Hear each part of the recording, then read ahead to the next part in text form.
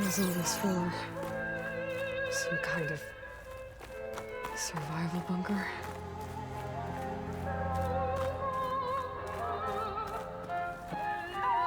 What is this? Just a few favorites from my collection. Rescued and stored here just before I went off-world. Take a look, if you like. I'm curious to hear your impressions. My friend is dead. Beta and Gaia are gone, and you want me to look at old paintings? Don't be so quick to dismiss the comfort we can find in art, or the insight we might gain.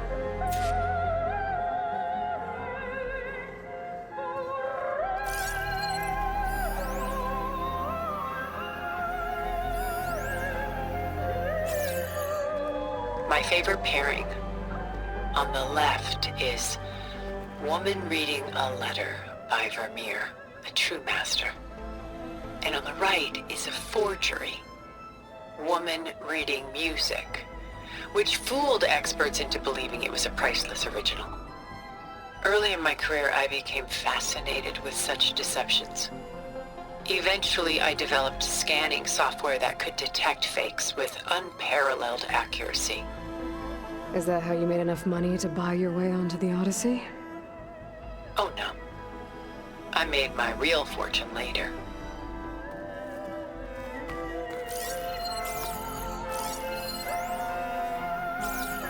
Selene and Endymion.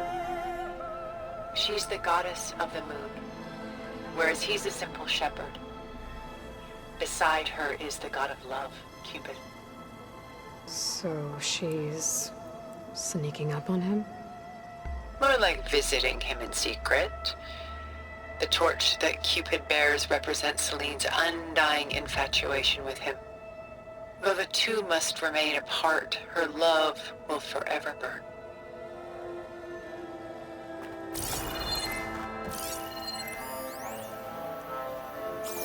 This is Rembrandt painting Jeremiah, a man in mourning. Mourning what? His home. The ancient city of Jerusalem. He foresaw its impending doom, but could do nothing to prevent it. So instead, he saved its treasures from destruction, just as I saved these works. You could say we're kindred spirits.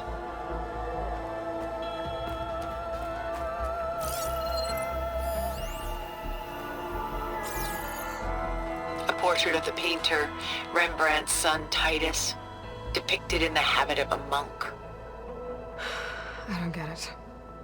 Why would someone like you, with infinite resources, care about this painting of a boy in a hood? It's not the image itself, but the feeling it conveys. The face is bright and defined, but his eyes are downcast, heavy with misfortune. And the background seems to swallow all light. The painting is infused with a sense of loss. I guess I understand how the painter feels.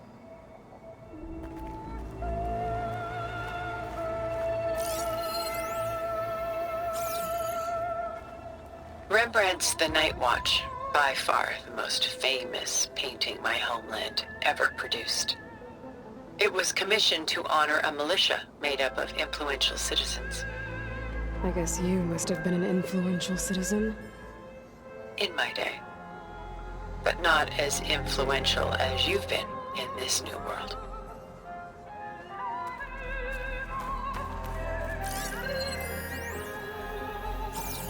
The Gust, by Willem van de Velde, the most famous of his many maritime paintings. A ship crossing into the unknown. I guess you're familiar with that. Indeed, which is why I appreciate this composition in particular. Though waves and wind threaten to destroy the ship, it perseveres, clinging to the light even as darkness closes in all around it.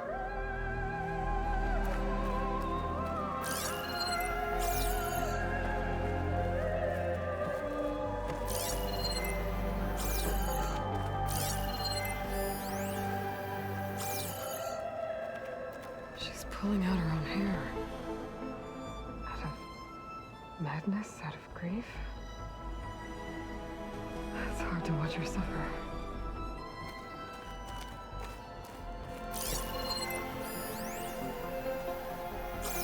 Stunning, isn't it? Paintings weren't the only masterpieces of my people's golden age. This is Van Vianen's Leaded Ewer, molded from a single sheet of silver. What was it for? How like Elizabeth you are. Function over form. Its practical purpose was less important than its meaning.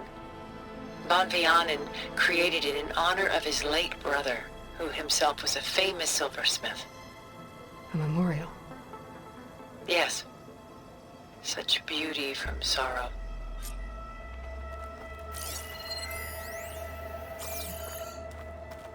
A lot of weight on his shoulders. I know the feeling.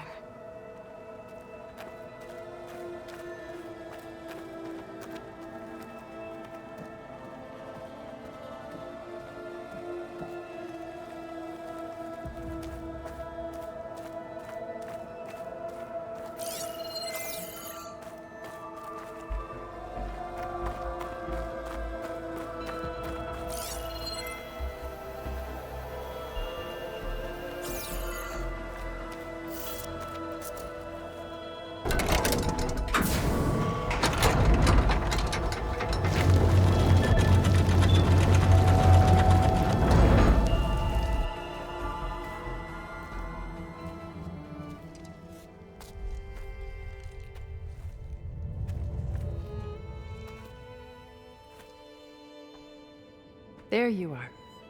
Feeling better? How did you find us? At the cauldron? And what did you do to everyone right before I passed out? All business, I see. Well, suffice it to say we were keeping a very close eye on Hephaestus, knowing we would need it at some point. Your ruse didn't fool us, and as for my little trick, it was an overload of the senses, accompanied by an energy discharge.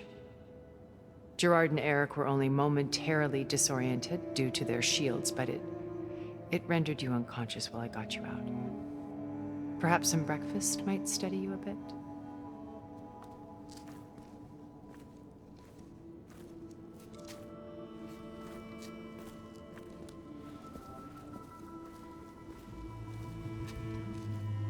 This was your house. The one you recreated for Beta, in the data channel you shared. How perceptive of you. Please, this way. After everything your people have done, you think I'm just gonna sit down and have a chat with you? They're not my people. They never were, and especially not now. You shot off into space with them, and lived with them for 1,000 years before coming back. So what made you suddenly turn on them? Quite simply, this. My old focus. You repaired it? But that means you've seen. Incredible things. What you've accomplished in 2 decades of life.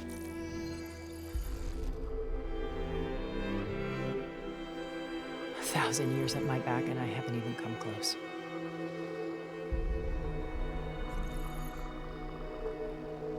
I'm sorry if I invaded your privacy, but I had to. In order to understand. To be enlightened. You truly are Elizabeth's blood. With her drive, her sense of mission, her integrity. Watching all this shamed me for the company that I've kept. Having seen it, all I want is to help you. Even if it means stopping your friends? Especially so. Please, sit down.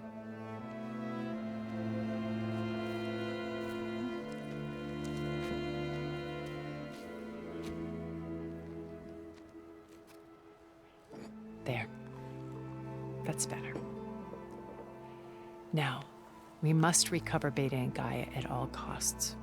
By now, you must know that Gerard intends to use Gaia to reboot the Earth's biosphere, remaking this world to specifications that would only suit us immortals. This process will kill every living thing on the planet. He calls it a clean install. Not if I stop him first. Not if we do. And once he and the others are gone, we can work together to fulfill Elizabeth's dream. I'm sure Beta told you that there's a build of the Apollo database on board our ship. A complete collection of human knowledge. With that and Gaia, we could do everything Elizabeth wanted. Heal the biosphere, educate the people of this world, uplift them. Create the world she imagined. Let's not get ahead of ourselves. From what I've seen, your friends are invincible. I do wish you would stop calling them my friends. And they're not invincible. In fact, a friend of yours has found a way to defeat them. Silence. Oh, he's been a busy bee, building an army powerful enough to crash through Gerard's precious base. Yeah. Regala and her rebels. Even now, she's preparing a final march on the Tenakth capital.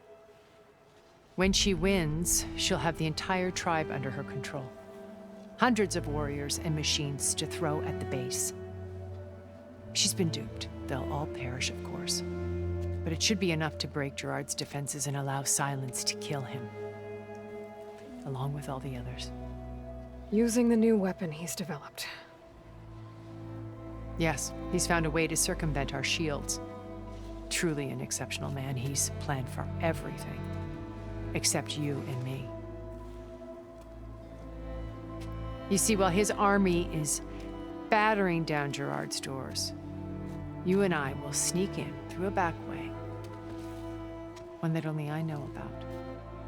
While Silence and my friends are busy battling each other, we'll take back Beta and Gaia. I told you I want to help you. I mean it.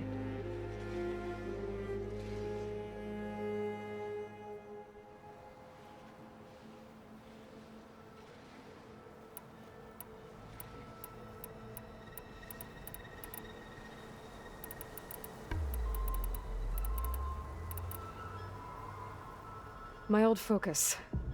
How did you find it, let alone repair it? When we encountered you at the Hades Proving Lab, Gerard saw you as a redundancy. I knew better. You were a revelation. After your dramatic escape, bravo, by the way. Gerard and Eric assumed you were dead and gave up the hunt. I wasn't so sure. When the others were busy, I returned to the lab and searched for any trace of you. That's when I found this little treasure. Not easy to repair, but certainly worth the effort. As I watched your life unfold, you were like a splash of color on a worn canvas. What Liz was, and more. Did you show it to the others? Of course not. It was your actions that inspired me to defy them. It's worth noting that if I hadn't found it and watched its contents, I wouldn't have known to save you at the cauldron. You'd be dead. So I should be grateful? If you like.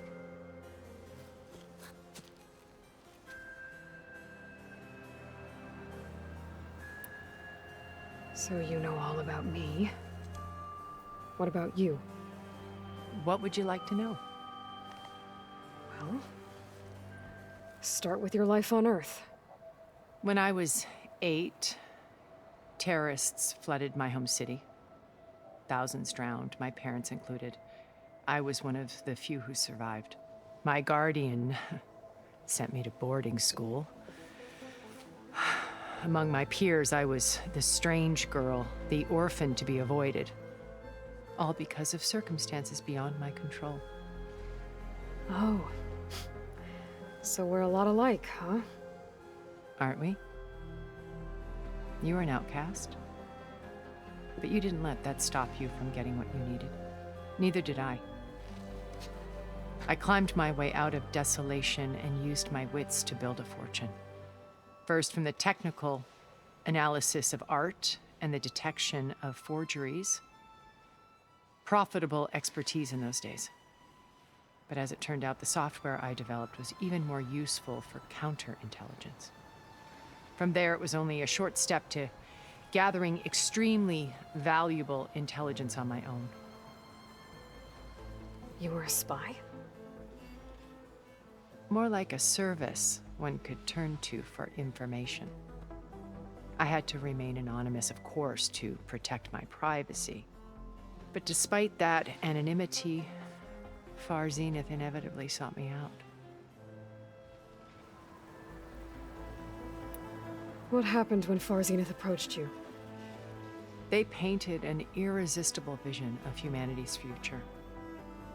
One where we need not fear illness or death, where we explored the furthest reaches of the stars and thrived. It was only later that I realized that they only intended to bequeath this future to the rich and powerful. By the time I finally figured it out, the walls were closing in, Pharaoh's machines were devouring the earth. So I accepted Far Zenith's invitation to a berth on the Odyssey. I wanted Liz to come, but she had nobler plans, as you well know.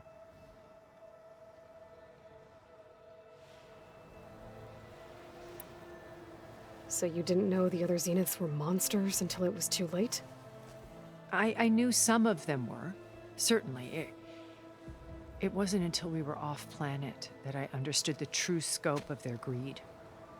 I was grateful to simply be alive, but the others became obsessed with a kind of effortless immortality.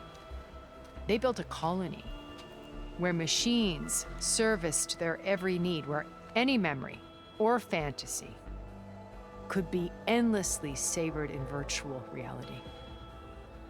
It wasn't life. It was stultifying, a pampered dream state.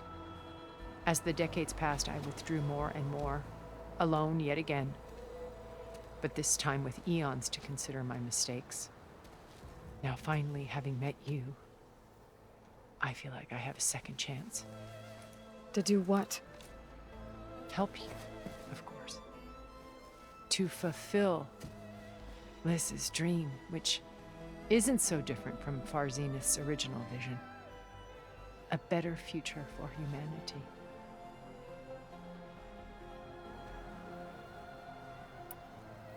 So you knew Elizabeth. What was she like? Liz was everything she was. I see in you. And more. Your ingenuity, your determination, your moral compass. You've managed to distill her greatest qualities and make them your own. I'm not asking about me. Tell me about Elizabeth.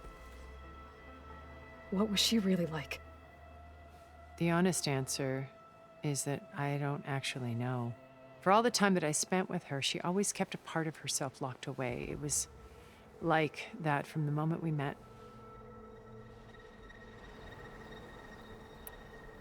So when you met Elizabeth, she was what? Distant? Aloof? Not aloof. Not exactly. It was a summit in Paris about machine learning, a touchy subject in those days, because regulatory authorities were just starting to clamp down on AIs. Liz gave the keynote address. She had already achieved great renown for her work in automated environmental reclamation. But in her address, she was just starting to imagine the next step, an AI-driven system that wouldn't just act on its programming, but actually take responsibility for its sphere of influence. To care about life. Not just follow orders. Revolutionary stuff. I was fascinated. And I wanted to meet her for a long time.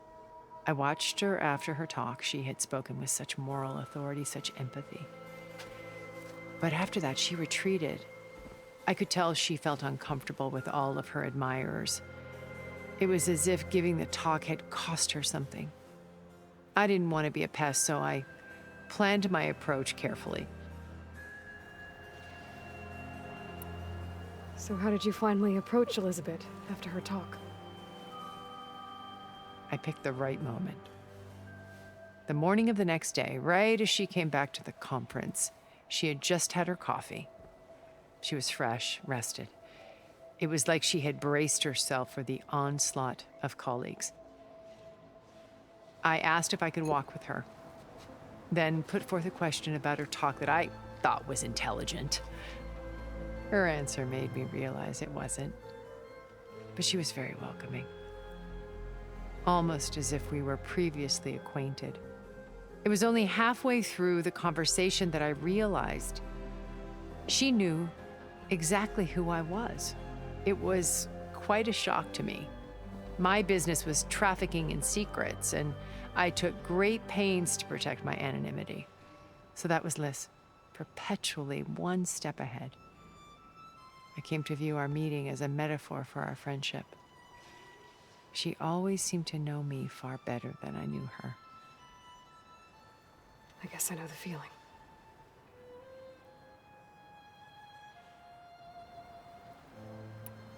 You said Beta is not in urgent danger, so what are the Zeniths doing to her? Putting her to work. Merging Hephaestus with Gaia. A difficult, time-consuming task, as I'm sure you know. They will compel her if need be, but her life is not in danger. She's the only one who can do it. Because you people made her to be nothing but a tool. Gerard's idea, not mine. They always viewed me with suspicion when I attempted any form of kindness towards her. That's why I created the data channel, a virtual place where we could speak in peace. So this channel you shared with Beta, none of the other Zeniths ever found out about it.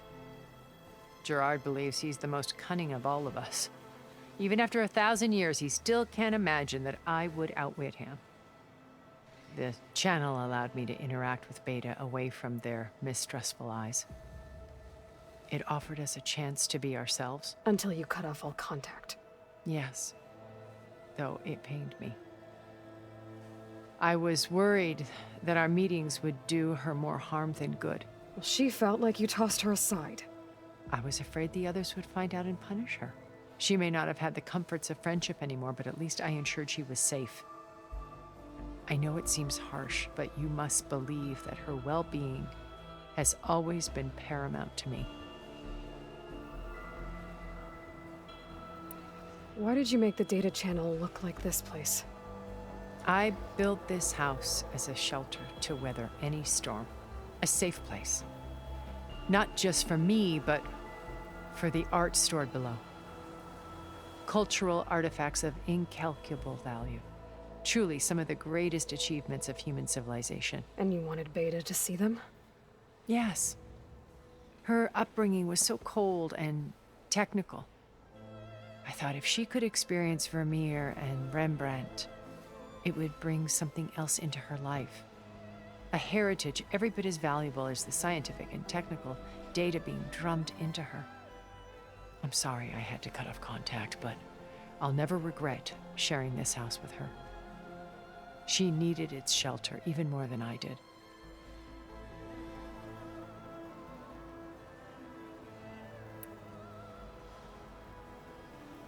Beta told me your colony was destroyed. That you came back to Earth because you had nowhere else to go. It's true. After we reached our destination, a planet in the Sirius star system, we spent decades building a new home. The physical constraints of Earth, the boundaries of mortality, gone. To think of what we could have done with it. It might have been a utopia.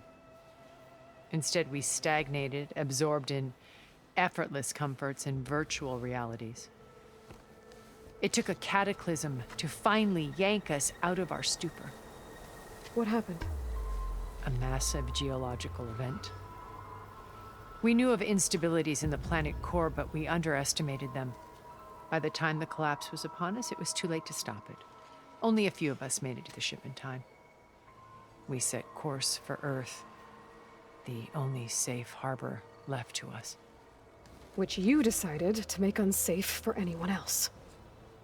Not me. Gerard. He believes it's better to wipe the canvas clean than work around the smudges.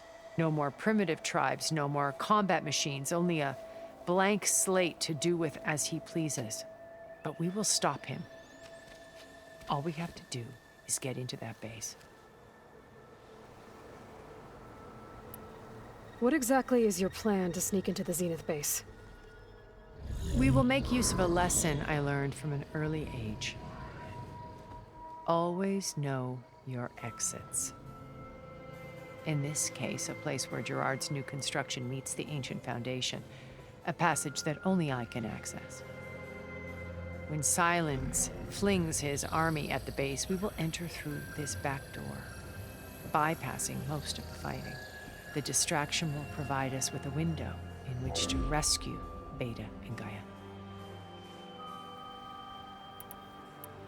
Once we're inside the base, where will we find Beta and Gaia? Here in the command center. By then, Gaia will have been reunited with all of its subordinate functions, including Hephaestus. What about the alpha build of Apollo on your ship? A simple matter of recovery once the others have been dealt with. With that in hand, we'll have everything we need to make this world as it should be.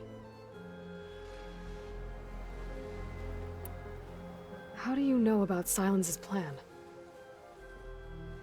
He isn't the only one adept at spyware. You hacked his focus? No, he's too careful for that.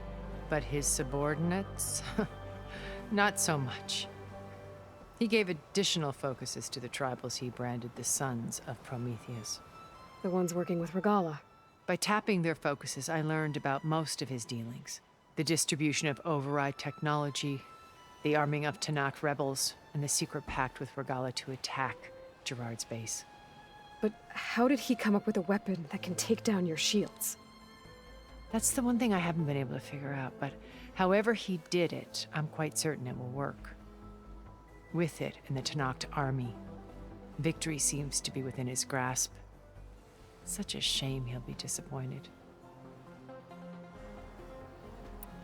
Regala's only interested in killing Hikaru and waging war on the Karja. What does she have to gain by attacking Zeniths? It's the price she must pay for her war. Without the ability to override machines, her little rebellion would have languished in the desert. So she trades with the Sons of Prometheus. Machines to help her overthrow Hikaru. In exchange for an assault on the base. Pride has deluded her into thinking she can actually survive such a battle. And all without ever knowing who the Sons of Prometheus really answer to. Yet for all of Silence's brilliance, still he underestimates you. That blind spot is what will allow us to take Beta and Gaia right out from under him. While hundreds of Tanakh are cut down outside.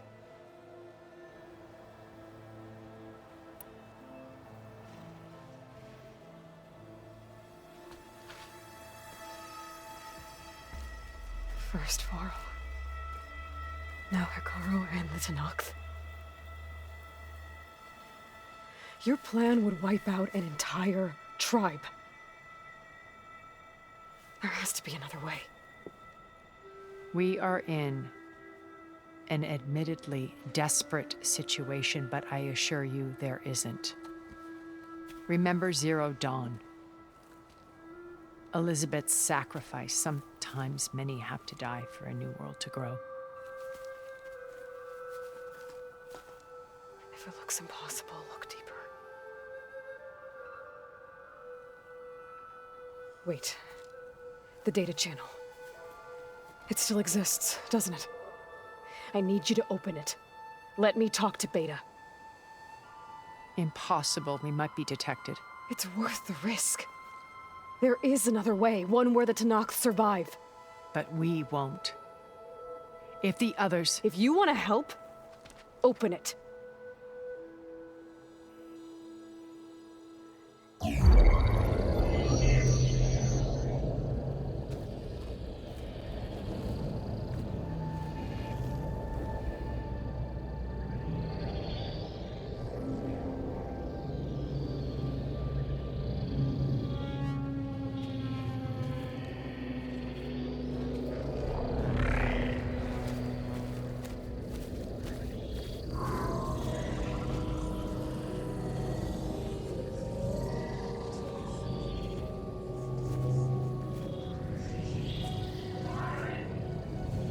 What are they doing to her?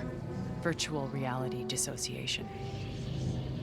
The manual merge of Hephaestus will take hours upon hours of tedious micromanagement.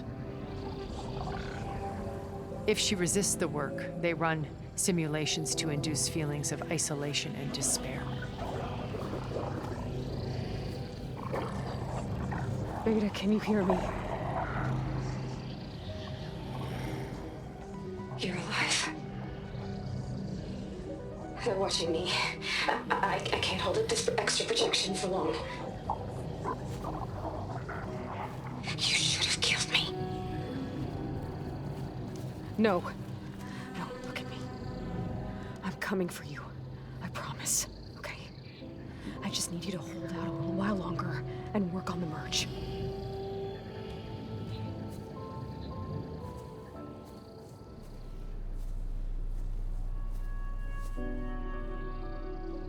Then I think it can be done. I'll contact again when it's time. Can you hold on? As long as I know you're coming for me, I can endure anything.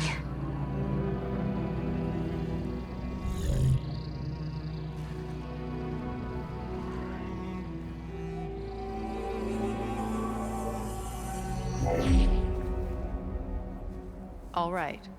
I did as you asked. Now I think you need to tell me what you're planning. I'm going to take Silent's army away. I don't need it. Only the weapon he made to penetrate your shields. And how do you propose to get it? Ask him nicely? Without Regala and her rebels, he won't have a choice. We'll be his only option. Only option for what? What did you tell her? That is between me and my sister. Will be Silent's only option for crashing that base. I'll tell you the rest later. But first, there are a couple of things I have to do. Oh. And what are those? Lay my friend to rest. And then I'm going to use the override that Beta gave me at Gemini to put an end to Regala's rebellion. From the air. Wait. Since you insist on doing things your way, I know of something that will truly help you make a grand entrance with the Tenat. The ancient Horus Titans still possess electromagnetic energy cells as part of their arsenal. Drop one of those on Regala's army and they'll receive quite a surprise.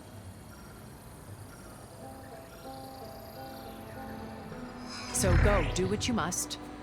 I'll come to your base if you manage to bring Silence to the table. Not if. When.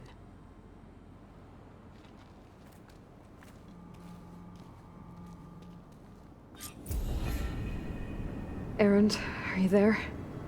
Aloy! Aloy, is that really you?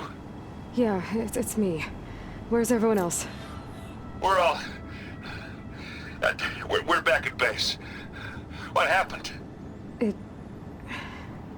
It might be easier to explain in person. I'll try to join you there when I can. Okay. We'll wait here for you. It's good to hear your voice, Aloy.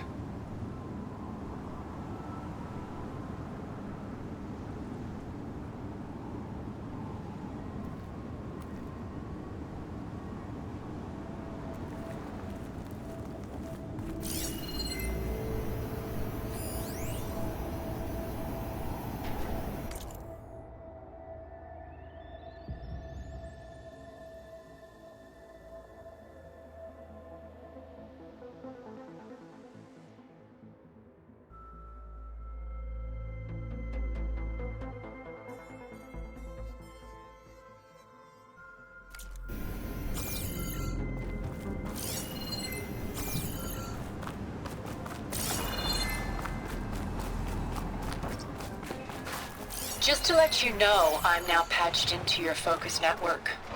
Great. I take it the other Zeniths can't hear us? Of course not. And they don't know about your base either, in case you were wondering. I've sent you data on the Horus energy cells you can use against Regala's forces. Reach out to me when you're ready to acquire one. Understood.